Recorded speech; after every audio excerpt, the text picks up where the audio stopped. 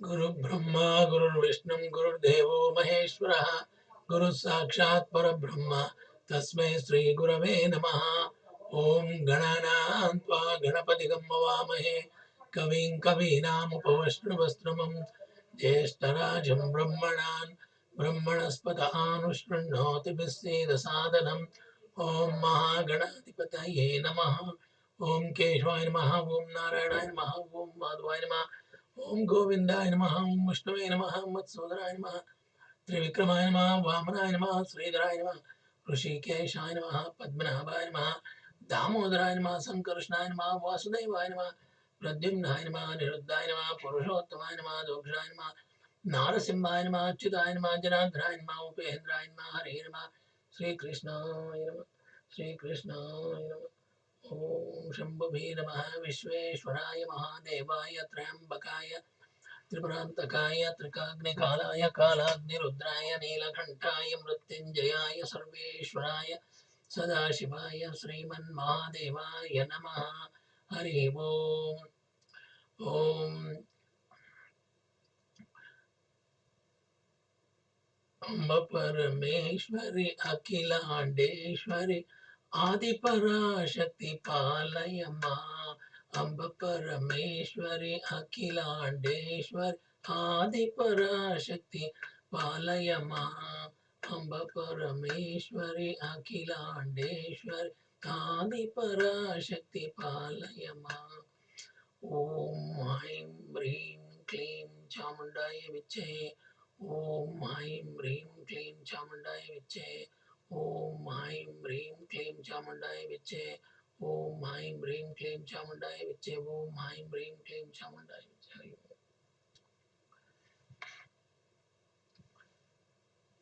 Dear devotees and friends, we came to 28th chapter of Sri Mad Devi Bhagavatham. In this chapter, when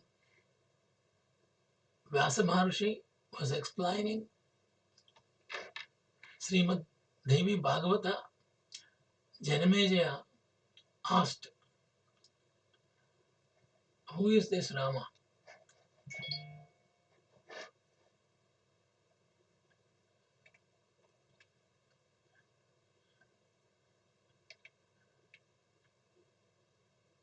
He is asking Vyasa Maharishi,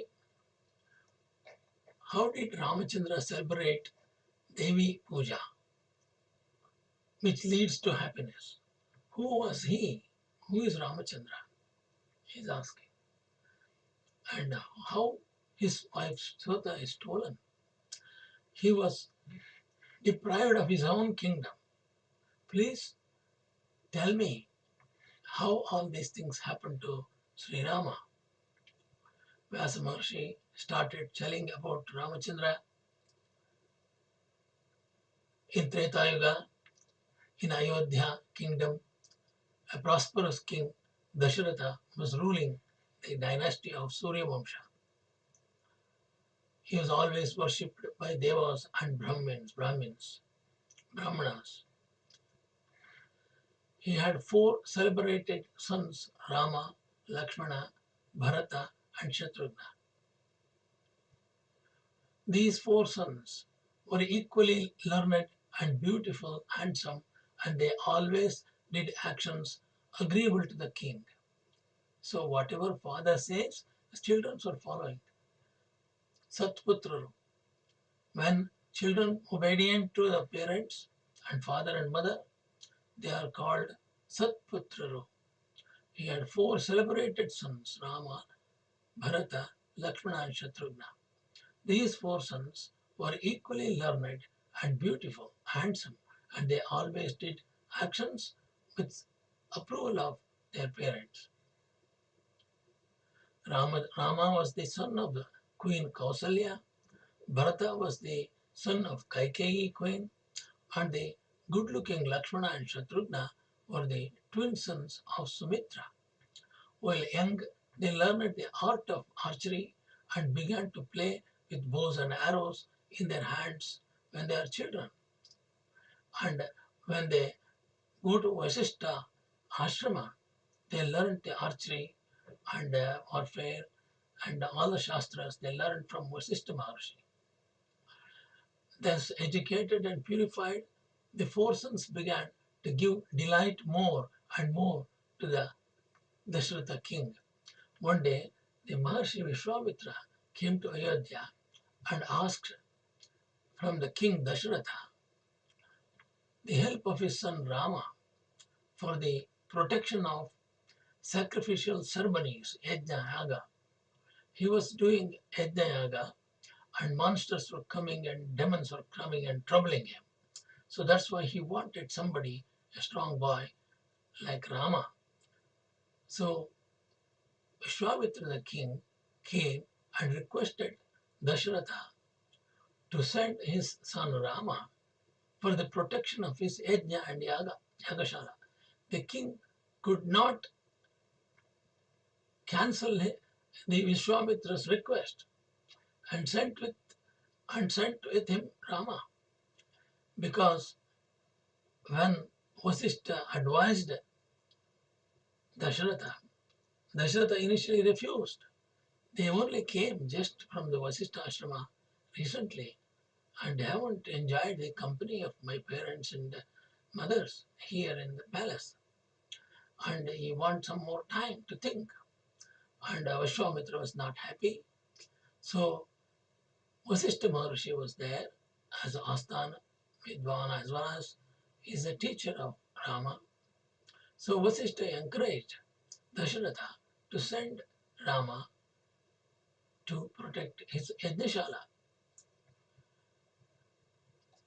So at Vishwamitra's request, Rama accompanied by Lakshmana also accompanied Rama.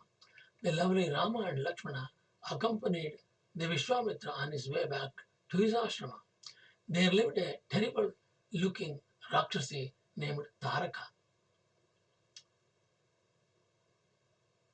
In the forest of their way, who used to give great trouble to the ascetics, Rishis and Munis.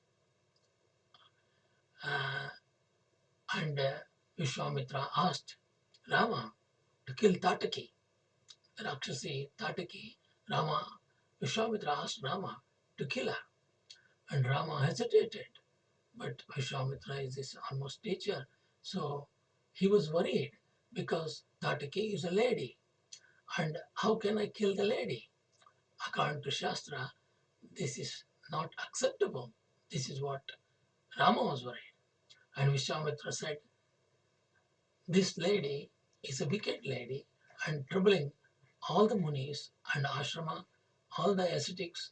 We cannot do yajna yaga because of this lady and her sons. So Rama at once, because of his guru's advice, he killed Tataki. The next, he killed Subahu and shot arrows at another knight, wanderer Maricha, and made him senseless, almost dead, and threw him at a great distance, and thus saved Vishwamitra from his trouble, all his obstacles, because Maricha and Subahu are the sons of Tataki, and they were giving trouble to Vishwamitra for conducting the yajna and yaga. So Maricha went far away because arrow pushed him for a long distance, thus fulfilling the great work protecting the sacrificial ceremony and protecting the yajna and yagashala of Vishwamitra.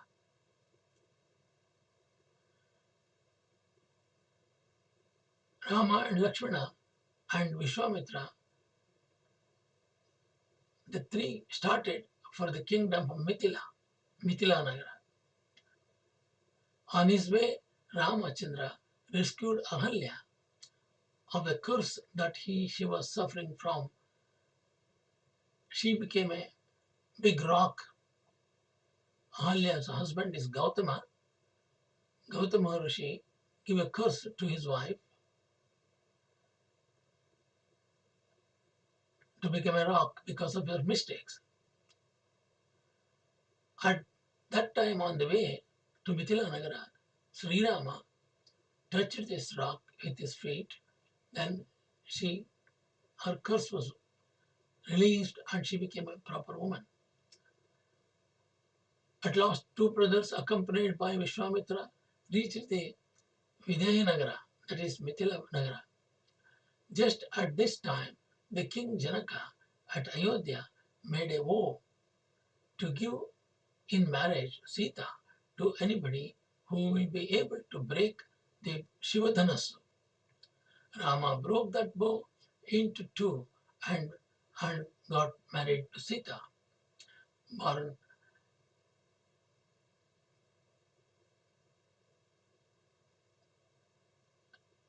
and then the king Janaka gave in marriage to Lakshmana his own daughter Urmila.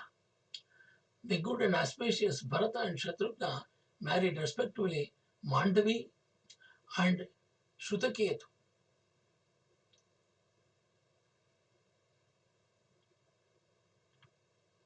They are the daughters of Janaka's brother's daughter, their cousins.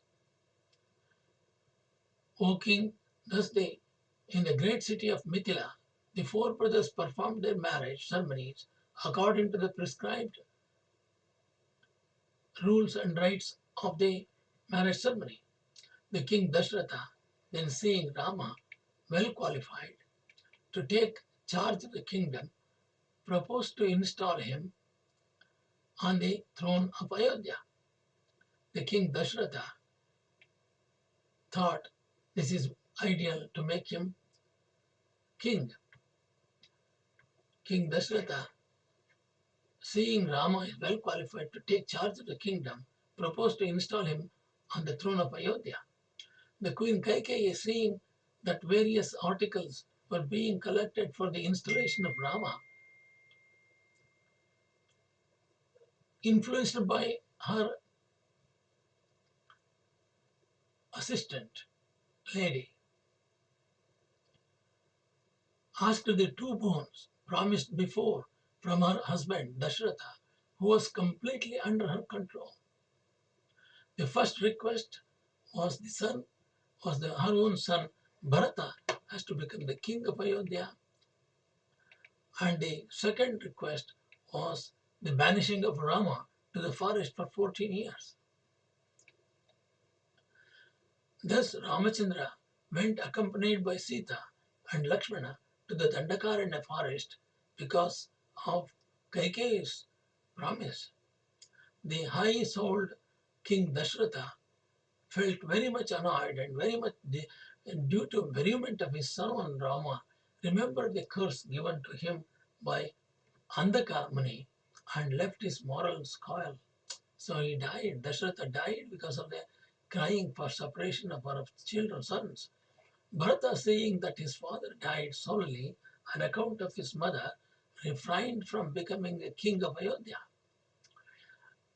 Bharata was a very, very good brother of Rama. And Bharata and Shatrughna went to their mother's house. At that time, Vasishtha Maharishi sent messengers that Ayodhya King Dashratha is no more. Please do come and attend the ceremonies. And Bharata Shatrughna did not know that Rama already went to forest. Ramachandra went to the forest Panchavati. One day, the youngest sister of Ravana, named Surpanika, became very passionate and came to Rama, whereon Ramachandra disfigured her.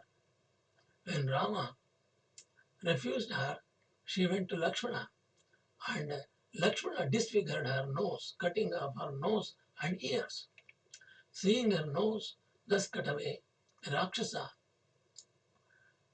Khara Dushana, and others fought very hard against the powerful Rama. The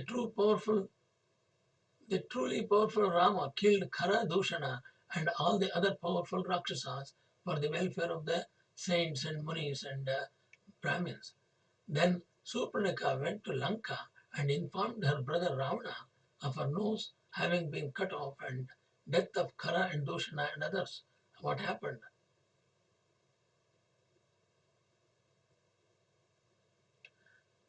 The wicked and malignant Ravana, hearing of their death, became filled with anger and mounting on a chariot, quickly went to the forest of Maricha. Ravana expressed desire to take away Sita, so ordered that magician Maricha, to assume the form of golden deer and go to Rama and entice him away, taking away from Sita. The magician Maricha assumed the form of a golden deer and reached the site of Janaka.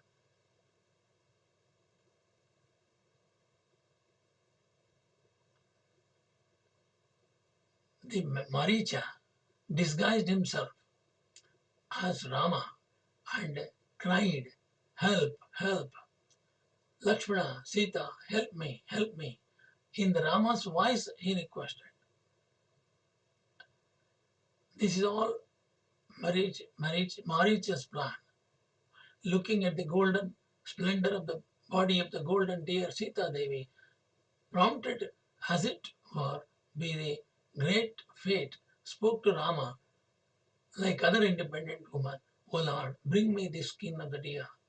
Bring me the deer." She asked her, "Bring the deer."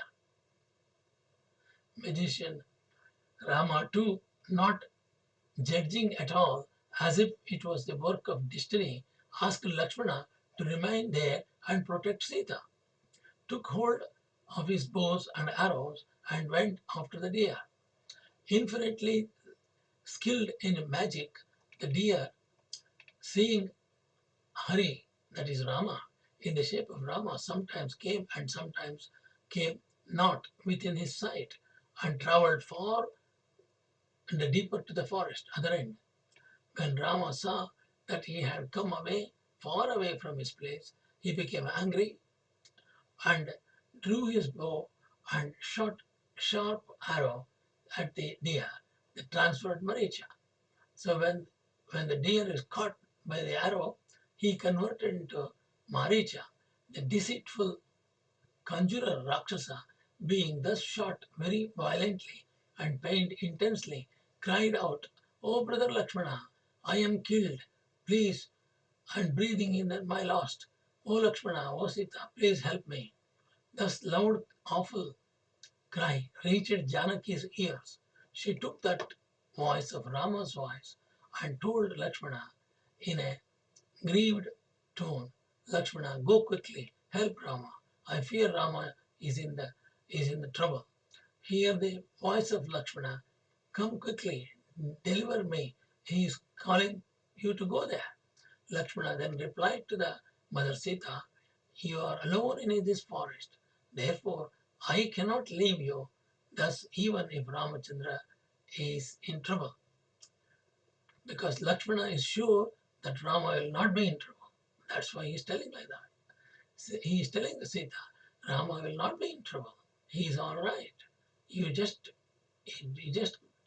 listen to me. O daughter of Janaki, Rama has ordered me to remain here. Now, if I leave you and go elsewhere, then I will be changed with having disobeyed Rama's order. Fearing that I am unable to leave this place, Lakshmana said, "It seems to me, moreover, that some magician has carried Rama away from here. I am therefore unable to move a step from here and leave you alone."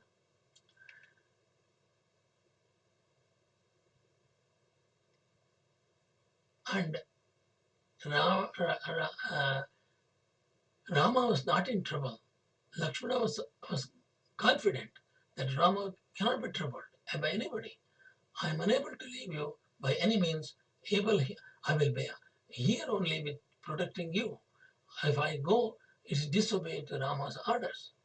Vyasa Maharishi said, "O king," to Janamejaya, "then the young wife of Rama, having handsome teeth, began to cry loud, fearfully, as if made to do so by destiny, and uttered the cruel words to the pure Lakshmana.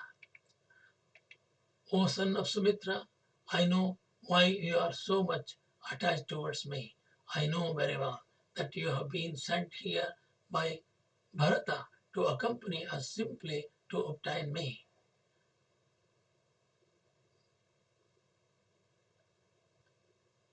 Kshatriya skilled in magic. I am not that sort of woman acting to my own wanton. I will accept you of my will as my husband in case Sri Ramachandra is also dead. I won't agree. In case Sri Rama does not return, I will certainly commit suicide. Without him, I would be very much grieved and afflicted with sorrows, and I would not be able to hold on my life without Rama. O Sumitri, whether you remain here or do not remain, I won't request anything more to you, for I am quite unaware of your mind. But this much I like to say you, where has your intimacy towards your elder brother has gone? Hearing thus the Sita Devi's words, Lakshmana became exceedingly sorrow, and he felt sorry, and being suffocated with having signs on account of the internal pain, told Sita, O Mata, one born from without any womb, why are you uttering so cruel and malignant words to me? I clearly see when you are speaking such unworthy words that some great evil is sure to be happen on you very soon. O king, thus saying, this spirited Lakshmana left Sita and went out weeping very much, and being very much afflicted with grief, traced the footsteps of his elder and went on in search of Rama. Before going, Lakshmana put a line requesting Sita not to cross this line. When Lakshmana thus departed, Ravana entered into the hermitage in the guise of deceitful beggar, Bhikshuka, wearing in a ragged garb. Janaki told that villain Ravana to be she thought it's a yogi, and respectfully gave him offerings of worship and forest fruits. So Ravana did not cross that line where Lakshmana Rekha was there, and asked Sita to come out of the line and give her moksha. Janaki took that villain Ravana to be yogi, respectfully gave him the offerings and worships. That villain asked Sita humbly in a gentle tone, "O beautiful, your eyes are beautiful, like like uh, lotus leaves, lotus flower. Therefore, it seems that you are not an ordinary woman. How is that? You, how is that you are here, thus alone in the wild forest? O fair one, who is your father? Who is your brother? And who is your husband? Being such a beautiful one, now is that you are in the forest, here, like an ordinary woman, dumbfounded. O good looking one, you are worthy to live in a palace filled with nectar. Why are you living in this hermitage, in this wild forest, like an ordinary money's wife, when you have beautiful, when your beauty is shining in a lustrous beams like a deva girl? Vyasa Maharishi said, the daughter of Janaki, hearing the words of Ramana, the husband of Mandodari, unfortunately took him to be a good yogi and replied in the following way: Perhaps you have heard that a prosperous king Dashratha is ruling the Ayodhya kingdom, and he was four sons. The eldest of these is Sri Ramachandra. He is my husband. The king offered two boons to Kaikeyi, due to which Rama has been exiled in this forest and is with his brother Lakshmana. I am the daughter of the king Janaka. My name is Sita. Rama has broken the bow of Shiva and has married me.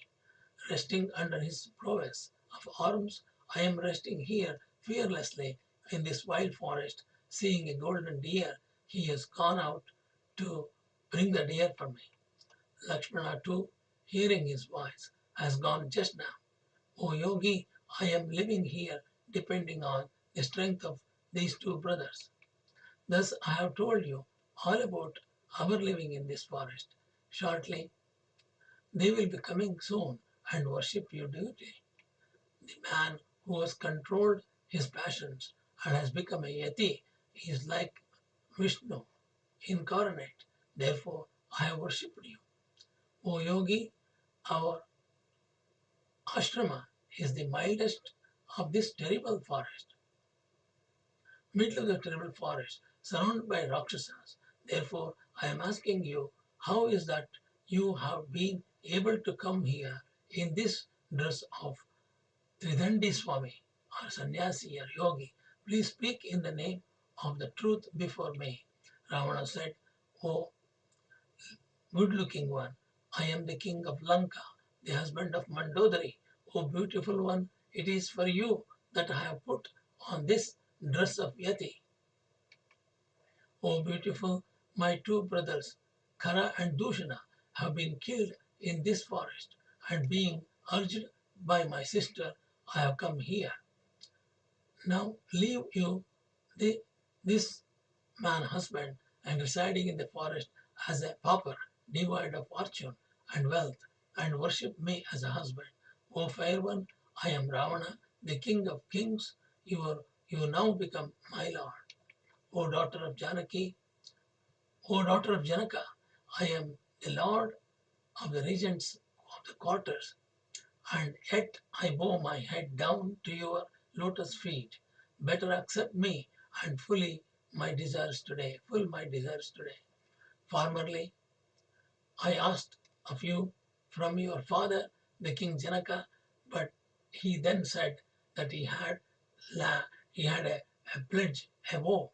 Whoever will break the Shiva Dhanasu will marry his daughter. The Bhagavan Rudra is my guru. Hence, I feared to break his vow, and therefore I was not able to uh, take a decision on that day. But from that time, my mind is always thinking about you and is in the state of bereavement for you. O beautiful one, hearing now that you are residing in this forest, I, impelled by my previous fascination for you, have now come here, and you better now crown my labor with success.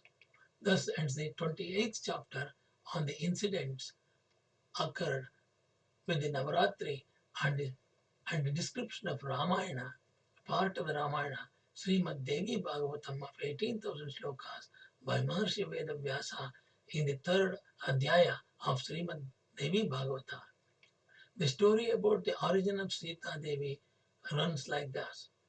Ravana, the king of Ceylon or Lanka, practiced very severe austerities and got extraordinary powers.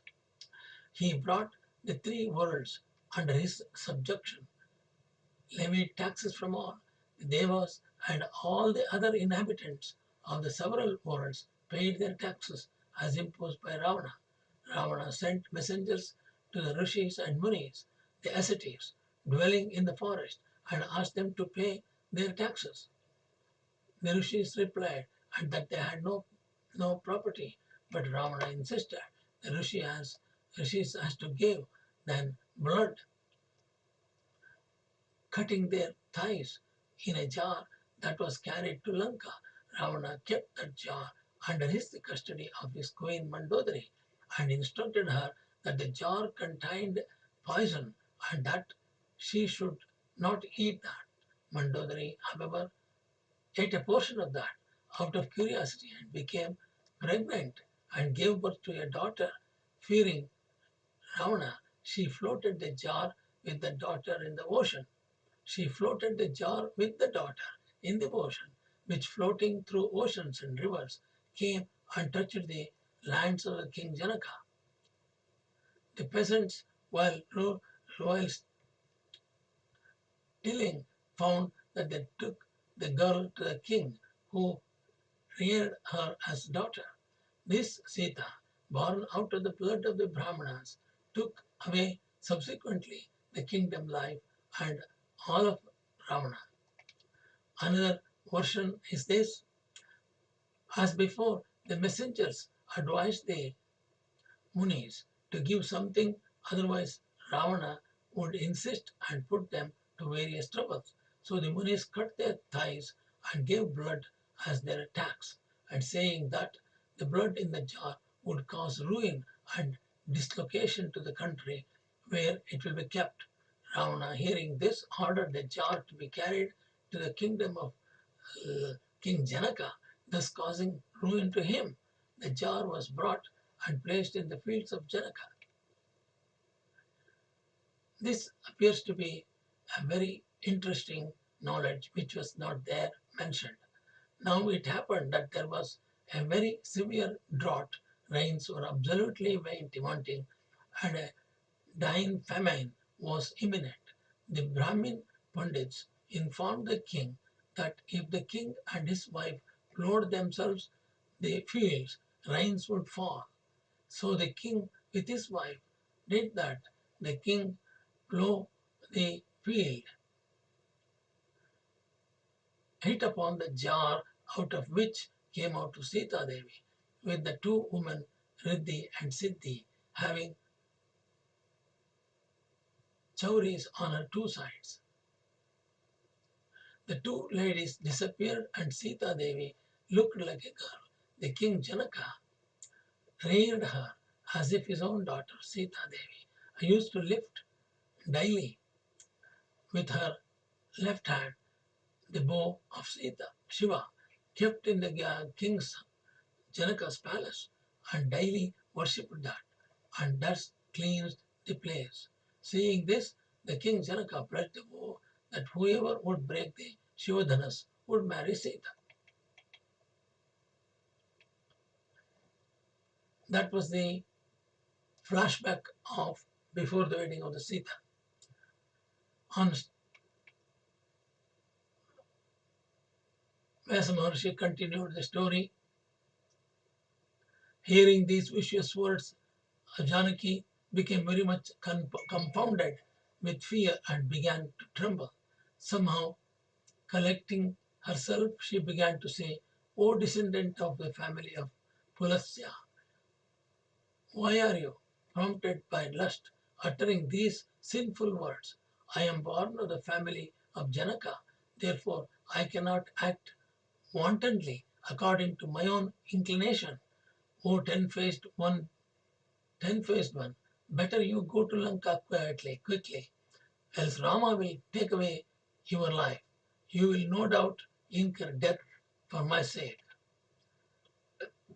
Thus saying, Sita Devi went towards the sacred fire called Grahapatya, placed in the house, with words to go away in her mouth.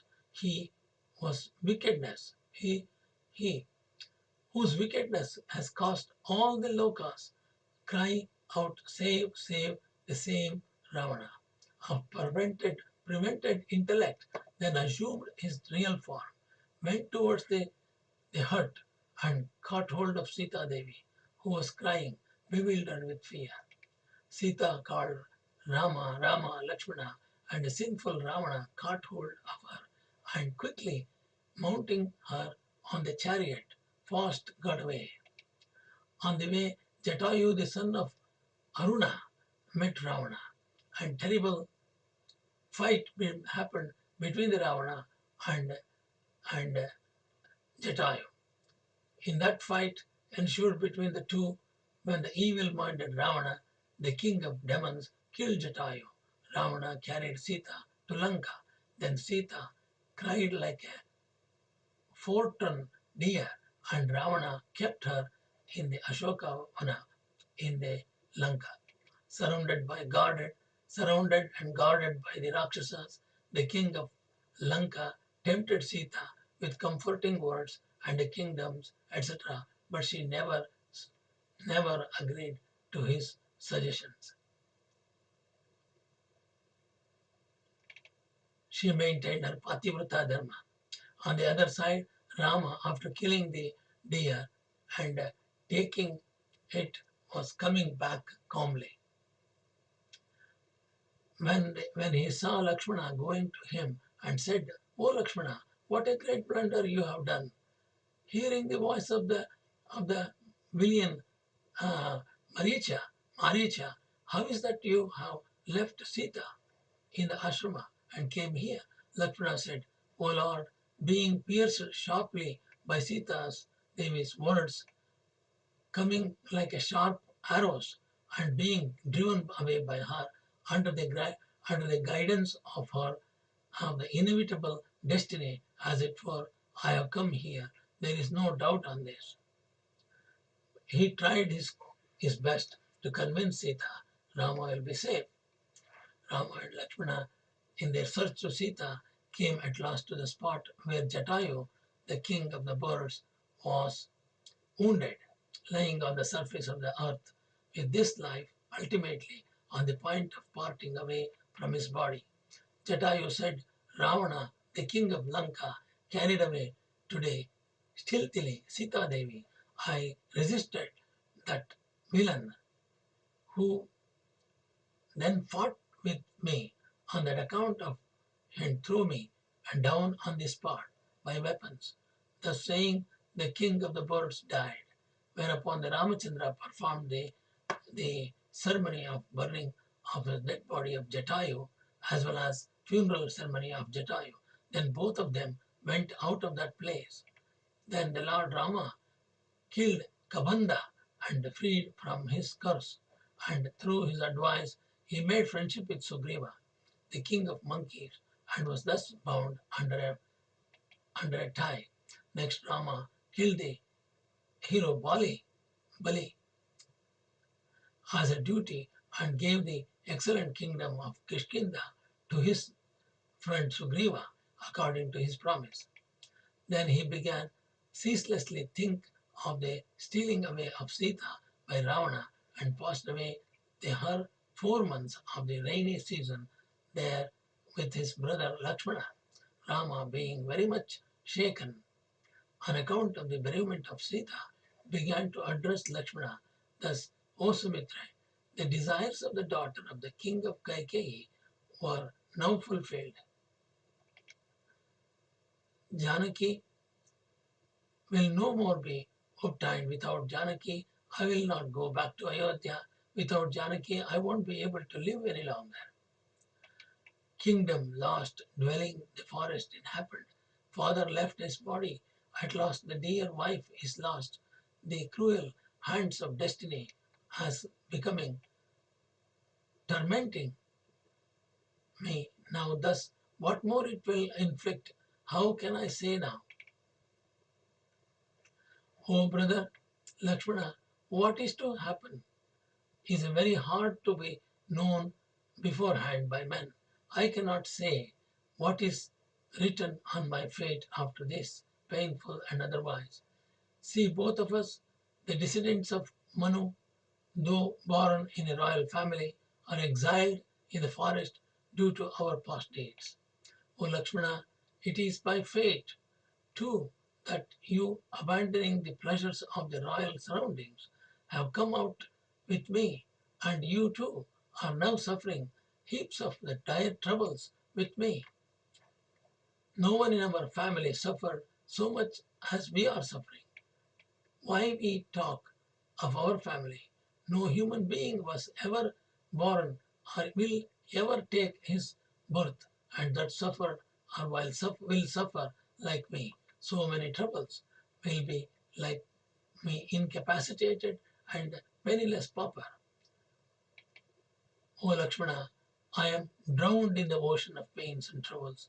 What am I to what am I to do now? I have no means to cross this ocean. I am quite helpless, no doubt.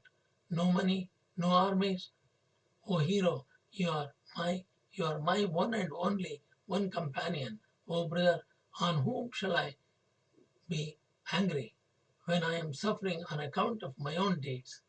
Alas, the kingdom that could have been compared in prosperity to Indrasabha was almost obtained by me when in an instant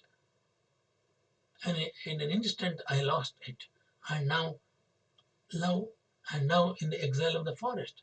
Lakshmana, who can ascertain what is in the destiny? Oh, that soft-bodied Sita, with her childlike nature, came out with us in the forest, but the inexorable fate has now drowned her, that perfectly beautiful woman, into an ocean of sorrow, difficult to be crossed. That fair daughter of Janaka is extremely devoted to me. She is pure and holy. How will she be able to suffer troubles in the house of the king of Lanka? O Lakshmana, Sita Devi will never come under the control of Ravana. How can that excellent chaste woman, Pativrata Adari, act like an ordinary public woman? O Lakshmana, and when Janaki sacrifices her life, I will assuredly do the same, for of what use then is this body to me when that fair Sita has gone away with her life? While the lotus-eyed Rama was thus weeping and expressing his regrets and sorrows, the religious Lakshmana consoled his elder brother with the following sweet, truthful words. O hero of the forest, O hero of the heroes, kindly cast aside this weakness and have patience. I will soon kill that villain, demon Ravana, and get you back your Sita Devi. The wise, steady persons remain on account of their fortitude, unshaken in their hearts, whether in joy or in sorrow, whereas men of little intellect indulge in sorrows when they are happy. Coming in union and going out of in disunion, both are under the hands of the destiny. What then there is need for expressing sorrows for this body which is not soul? As we have been banished from our kingdom into this forest, as there has been happened this bereavement of Sita, so in proper time we will again get back Sita Devi. That's what Lakshmana said.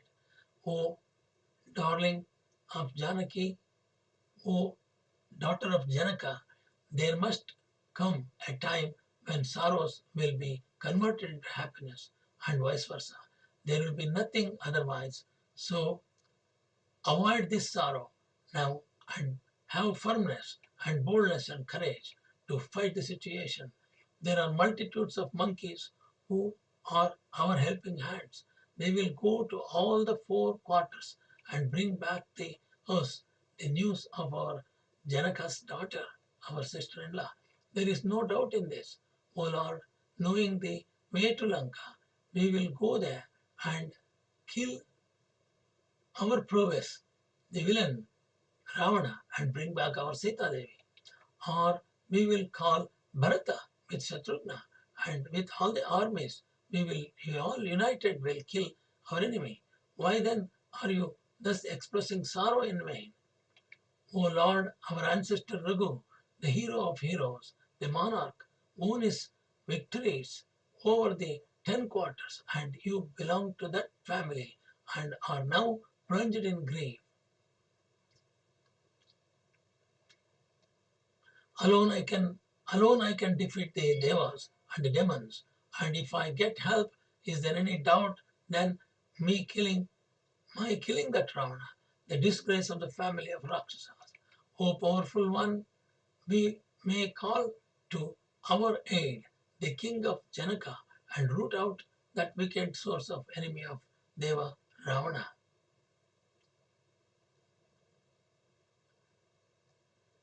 O descendant of Raghuamsha, O descendant of Raghu, like the rim of the wheel, happiness and pain comes alternately. It is not the happiness or pain comes and remains forever. He whose mind is very much overwhelmed with pain or happiness is the man who is always plunged in an ocean of misery, and he can never expect it to become happy. So, steal See, in those days, Indra once got addicted into vicious habits. The Devas united to put him in the place of Indra, the king Nahusha. Again, when time changed, he got his own past back, and the king Nahusha fell down on this earth and became transformed into a boa constrictor, a big serpent, through the curse of the rishis. The king Nahusha wanted the wife of Indra and insulted Brahmin.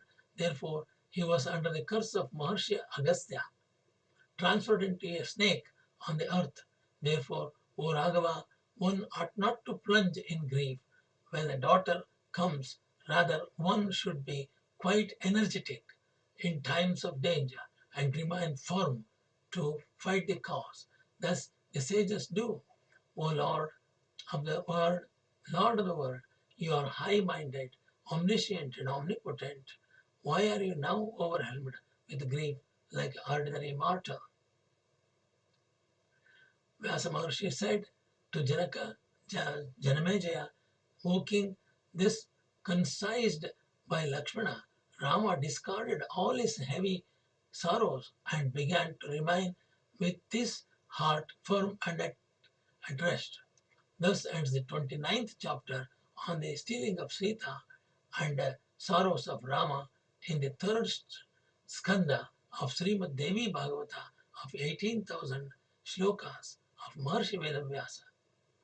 Now the chapter 30 on the narration of Navaratra ceremony by Narada and the performance of that by Ramachandra. So we will continue the next chapter 30 in the next session.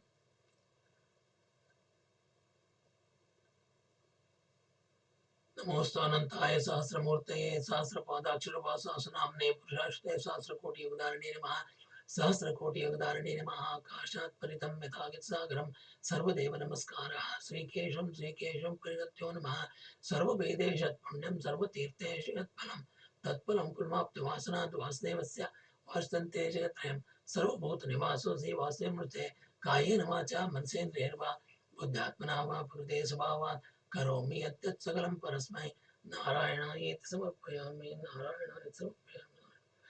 अम्ब परमेश्वरी अखिलांडेश्वर आदि पराशक्ति पालय मां आदि पराशक्ति पालय मां आदि पराशक्ति पालय मां ओम ऐं ह्रीं क्लीं चामुण्डाय विच्चे ओम ऐं ह्रीं क्लीं चामुण्डाय विच्चे ओम ऐं ह्रीं क्लीं चामुण्डाय विच्चे ओम ऐं ह्रीं क्लीं चामुण्डाय विच्चे ओम ऐं ह्रीं क्लीं चामुण्डाय विच्चे हरि ओम नमो कायेन वाचा मनसेन्द्रियैर्वा बुद्ध्यात्मना वा प्रकृते स्वभावात् करोमि यद्यत् सकलं परस्मै नारायणायेति समर्पयामि नारायणायेति समर्पयामि हरि ओम